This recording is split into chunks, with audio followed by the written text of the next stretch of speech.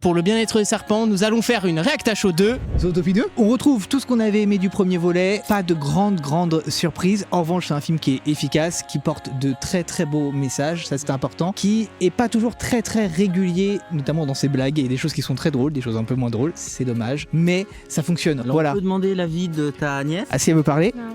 Non. Voilà. Ça Eh, je l'invite à une avant-première pour faire cette vidéo. Tu parleras après si tu veux. Le 2 n'était pas utile en soi, mais bon, ça envoie des bons messages d'inclusion, de consentement. C'est un bon film d'animation à montrer à vos enfants, donc profitez-en. Les enfants, comme la personne qui est là et qui a dit non. Salut.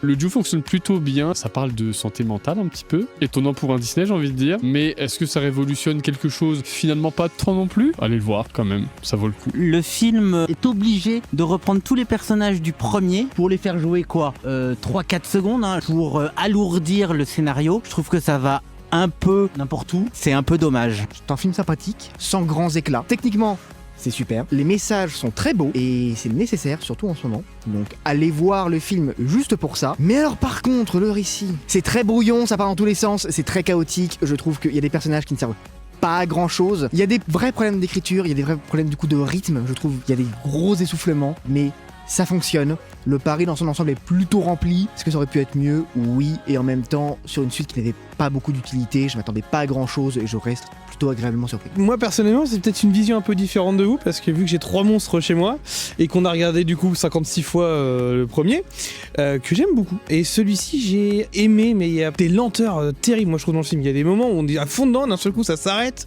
et mais merde, je comprends pas qu'est-ce qui se passe. Pour une suite, franchement, ils se sont bien démerdés, ça raconte quand même un truc. Moi, j'ai trouvé que globalement, l'histoire, elle se tenait et que j'ai passé un très bon moment. Puis, notamment Mister V, j'ai trouvé que c'était assez rigolo, quoi. Quel personnage Mr. V? Mister V qui joue Jésus, du coup, le lézard qui court sur l'eau. Ah merde. Sur ce, vos notes. Pour les messages et les références, je vais mettre 4. Voilà. 3 sur 5 pour le cinéma de Thibaut. Je 3,25. 5 sur 5. Pour l'honnêteté de la suite, malgré tous ses défauts, un sympathique 3. Le film est bien, bonne ref, 3 aussi. Voilà, c'est un bon milieu je trouve. Moi, je pars sur un 4 parce que j'ai passé un très bon moment. Voilà. Pour une suite, je trouve que vraiment, ils ont fait le taf. Moi je partirais sur un 3 sur 5 parce que même s'il y a plein de faiblesses, en vrai effectivement c'est une suite qui est vraiment très chouette. Elle est solide.